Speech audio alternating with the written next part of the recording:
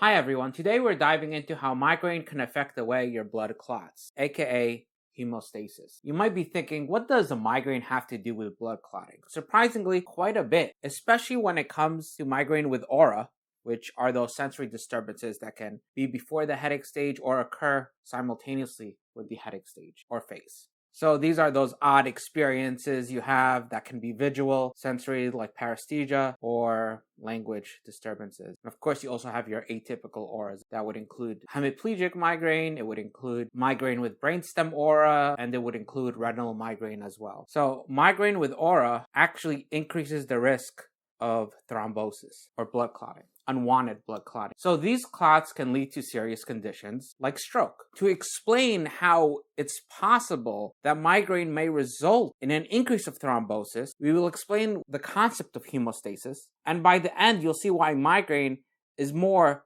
than just a headache. It's a condition that impacts your entire body, including your blood. So let's say you get a paper cut. Here's a finger, and let's say the cut. Okay? It's very rare that you'll find someone that bleeds out from a paper cut. Why doesn't a paper cut kill us? I mean, it's a way for your entire body to bleed out. If you fill a balloon with air or helium and you have a little hole in the balloon, eventually all the air is going to leak out of the balloon. If you have liquid, same thing. All the liquid, regardless of the size of the hole, eventually it'll all leak out. It doesn't happen with our blood. And thankfully, because we need to oxygenate our organs. So our body has a mechanism of sealing this paper cut, of sealing holes. We all know this, but what we may not know is how this actually happens. Well, if you stick with me, you'll understand how this process happens. You'll understand how migraine may impact this process and therefore may cause an increase of thrombosis risk. Now, the first step is something called primary hemostasis. And if there's a primary hemostasis, we also have a secondary hemostasis, but we'll get to secondary later. First, let's talk about primary. The entire point is to create a quick temporary plug to seal this damage. So let's start with a blood vessel. So we have a blood vessel here. And what lines the blood vessel is something called endothelial cells. We have endothelial cells lining this blood vessel. Now, the endothelium is just a thin layer of cells that line the interior surface of the blood vessels. And surrounding this endothelium, we have something called a basement membrane. And the basement membrane contains collagen. Of course, we're not going to do the full histology of a blood vessel. What I want you to be concerned with is the endothelial layer and the basement membrane. So if you live in the US, we used to have these flex tape commercials playing all the time. They show it stopping leaky pipes. And hemostasis is just like that. It's not a permanent fix. However, it'll do the job to give your body time to heal, which is the permanent fix. Once it heals the area, that's the permanent fix. However, we want to stop bleeding from occurring temporarily, and that is hemostasis. Now, primary hemostasis involves four main steps. The first step will be vasoconstriction. Now, when the blood vessel is injured, immediately the blood vessel tightens up, and what we have is vasoconstriction. Imagine squeezing a garden hose to reduce the water spilling out of a tear. That's why vasoconstriction is important. Now, there's another theory that basically vasoconstriction shakes the blood vessel, you could say, wakes it up, and the next processes we're going to talk about occur. Either way, this happens almost instantaneously, and it's triggered by a reflex in your nervous system. After we have vasoconstriction, we have adhesion. So now we have the vasoconstricted vessel, and we have these tiny cells called platelets in the vessel. Let me actually label this platelets, and I'll label this too. Endothelial cells, you have your basement membrane here, which contains the collagen. Okay? So platelets are basically the first responders, you could say. They're these sticky patches that float in your blood, but they need something to latch onto at the injury site. We don't want platelets to just stick to healthy endothelial cells. That means we would be very prone to clotting, and that's not really beneficial. We only want platelets to attach when there is an injury. Otherwise, we'd be at an increased risk of thrombosis if platelets would just attach anywhere along a blood vessel. So this is the injury. And like we said before, we have the endothelial cells, and we have our basement membrane, which contains collagen. Now, when a vessel is damaged, such as with the paper cut here, when it's damaged, collagen is exposed, there's access to the basement membrane. Now, collagen alone isn't enough. Platelets rely on something called von Willebrand factor. This is incredibly important. So von Willebrand factor is basically a sticky protein that coats the collagen. It's like a glue almost. So when there's an injury, endothelial cells are damaged, so they release von Willebrand factor, which again, like I said before, is like a glue on top of the collagen. Now, it's important to know that von Willebrand factor comes from these damaged endothelial cells. So basically, endothelial cells are damaged, they release von Willebrand factor. Also, there's some von Willebrand factor in the platelets as well. Now, platelets attach to the von Willebrand factor via the receptors they have on the surface called glycoprotein 1b. Let me just write it a little larger here so you know what I mean. Glycoprotein 1b. So what ends up happening is you have these platelets attaching to the von Willebrand factor via GP1b, thereby anchoring them to the damage. This is platelet adhesion. Basically, platelets adhering to the von Willebrand factor via GP1b. That's it. GP1b is a receptor attached to the platelet, which then attaches to the von Willebrand factor. It's like Velcro sticking on a fuzzy surface. It's the foundation of the plug. Now, after adhesion, we have platelet activation. So let's erase this. So, activation. What happens during platelet activation? Well, the platelets don't just stick around, they transform, they activate. They change from these smooth disc-like shapes into these spiky forms. And they spread so that they cover a greater surface area. Of course, we have an injury here.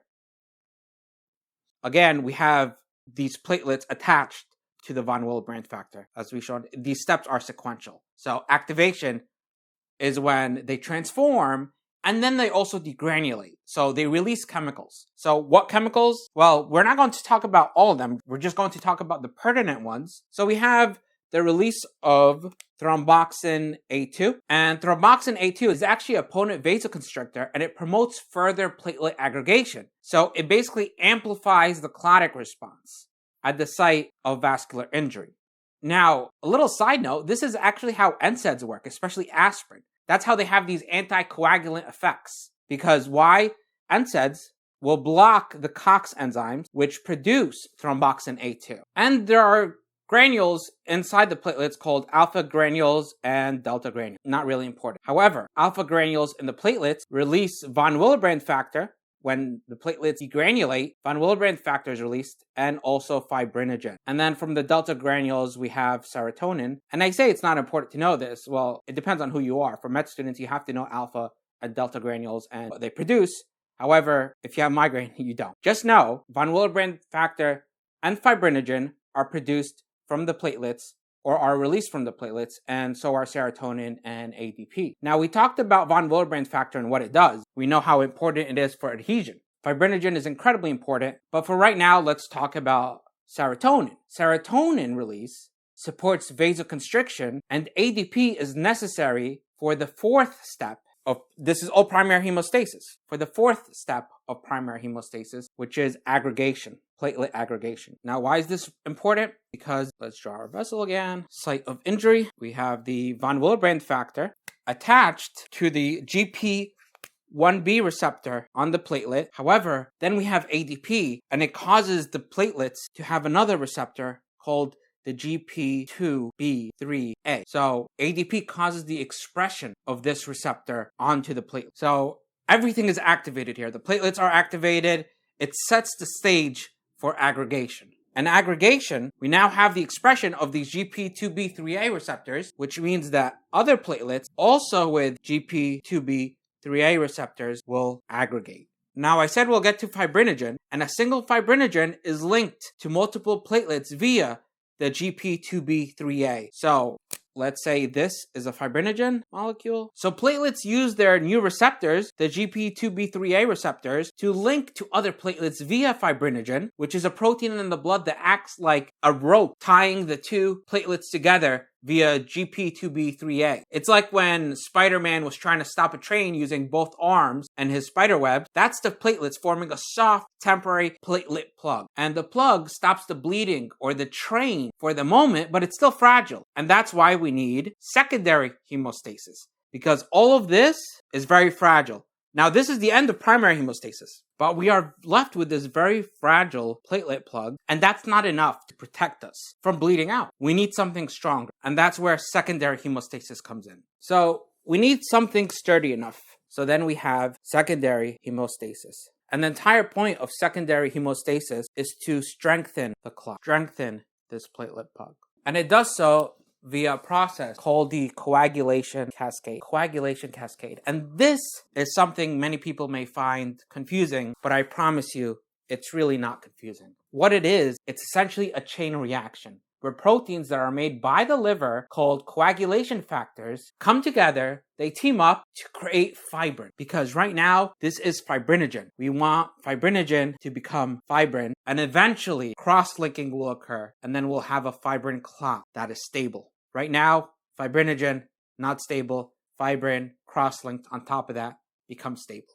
So that's the entire purpose of the coagulation cascade. It's to get to fibrin. So like I said before, it's like a chain reaction. It's like a row of dominoes. One factor triggers the next. I mean, it's not that simple. There may be cofactors and other variables involved, but I want you to think of it as one factor triggering the next factor. And if you don't have the preceding factor, the factor after it cannot be triggered. So the factors are incredibly important in order to get a strong clot at the end. Now these factors, these coagulation factors, are numbered 1 through 13. And I'm not trying to be cute, they're actually numbered in Roman numerals. And like I said earlier, they're made by your liver and they float in your blood as inactive forms. So they need to be activated by the preceding factor. So there are two pathways here. The first pathway is the intrinsic pathway, and the other pathway is called the extrinsic pathway. So we have the intrinsic pathway and we have the extrinsic pathway. Now we're going to start with the intrinsic pathway.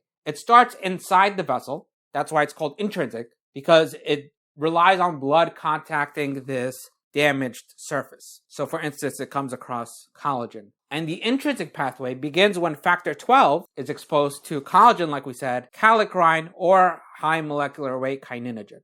Doesn't matter. The whole point is that it's a chain reaction. Starts with factor 12, the intrinsic pathway anyway. Keep in mind, when you look it up, you might see it as factor 12, and then once factor 12 is activated, it's 12A. A just means activated. Not necessary. We're not going to do the A thing. We're just going to keep it simple, but just know that A is the activated form. So factor 12 activates factor 11, and factor 11 activates factor 9. You might realize that we skipped 10. Now, as they were discovering these factors, they discovered them at different times, and they named them according to the discovery. So it's 12, 11, no 10, goes to 9. The 9 pairs with factor 8, and factor 8 is boosted by thrombin. Thrombin, by the way, is factor 2, okay? So factor 8 and factor 9 activate factor 10. That's the missing factor 10. It's part of something called the common pathway. Now, this pathway, the intrinsic pathway, is slower, but it starts with the injury itself. Now, the extrinsic pathway, named because it begins outside the vessel when damaged tissue releases tissue factor, also known as factor 3, tissue factor teams up with factor 7, activating it, turning on factor 10. So there's a convergence here. It all comes back to factor 10, okay? So this is the intrinsic pathway. This is the extrinsic pathway, okay? They merge with factor 10. That's where they converge, and that's where the cascade takes off. And then we have something called the common, we'll just write it here, the common pathway. So it starts with factor 10. Now, activated factor 10 joins factor 5. Factor 5 also boosted by thrombin, so factor 10 joins factor 5 on the platelet surface using calcium and phospholipids as support, and then this team converts prothrombin to thrombin, or you might see it as factor 2 to factor 2A, just to show that it was activated. So factor 10 converts prothrombin to thrombin. It would actually be technically more accurate if you show it like this, okay? So you have prothrombin converting to thrombin 2A. Thrombin is the star of secondary hemostasis. We saw it here, we saw it here, and we'll see it again because thrombin cuts fibrinogen. Where did we see fibrinogen? Fibrinogen. This is fibrinogen. Again, it allows platelets to aggregate, and it converts fibrinogen to its active form. So fibrinogen is factor 1, by the way, converts it to its active form, fibrin, 1A. And as we talked about, thrombin boosts factors 5, 8, and 11 to amplify the cascade. So thrombin cleaves fibrinogen into these fibrin monomers, forming a soft fibrin mesh around this platelet plug. So now we have this platelet plug, and then we have this mesh, this fibrin mesh that stabilizes the clot. Then we have factor 13 come in, activated by thrombin, that then cross-links these strands. So it turns this soft mesh into this tough, stable net. And then the final clot is finally strong enough to hold under pressure and stop bleeding permanently, hopefully. This is the entire point of hemostasis, to get to this final product right here. This is how bleeding is stopped. Now, how does this relate to migraine? Let's start with primary hemostasis, okay? In primary hemostasis, platelets and von Willebrand factor are key. So what happens with migraine? Migraine patients have elevated von Willebrand factor. What does this mean if migraine patients are known to have elevated von Willebrand factor according to studies? Well, this speeds up platelet adhesion. So platelet adhesion increases in migraine patients. It makes the plugs form faster. Some studies also suggest that platelets may be more reactive or larger, and this enhances activation and aggregation. Furthermore, inflammation or stress during attacks could also heighten platelet activity, thereby promoting this initial primary hemostasis clotting step. So again, von Willebrand factor allows platelets to adhere to the site of injury, so more von Willebrand factor will cause an increase of adhesion. Also, platelets becoming more reactive and larger, meaning it enhances the granules. It enhances the aggregation. So all of this together with the stress and inflammation will cause primary hemostasis to increase. Now, what about secondary hemostasis? The coagulation cascade. Primary hemostasis, we have fibrinogen. We want to change fibrinogen into fibrin. That's the entire point of secondary hemostasis.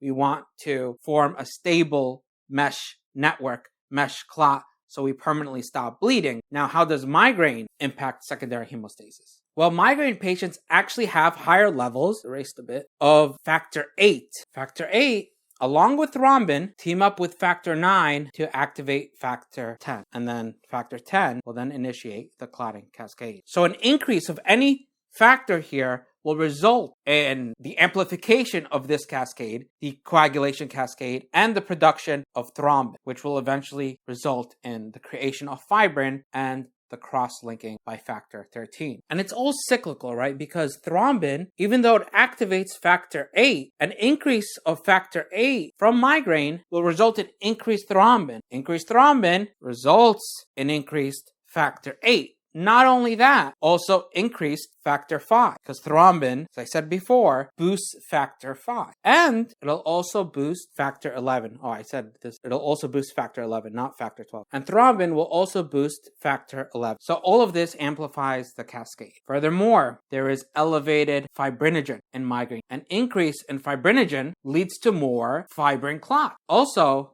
we talked about von Willebrand factor, an increase of von Willebrand factor with primary hemostasis, but von Willebrand factor also stabilizes factor 7. So there's an increase of von Willebrand factor with migraine. Not only is von Willebrand factor involved in adhesion, but it is also involved in secondary hemostasis by stabilizing factor 7. Again, giving the process this extra push into a procoagulable state. Lastly, inflammation, and we know migraine is a disease, a neuroinflammatory disease. Inflammation further boosts all these factors, tipping the entire balance towards hypercoagulability. So migraine is not just a headache, it's a condition that even alters clotting tendencies. And so by understanding primary hemostasis and secondary hemostasis, we understand the risks and opportunities for better management. Thank you.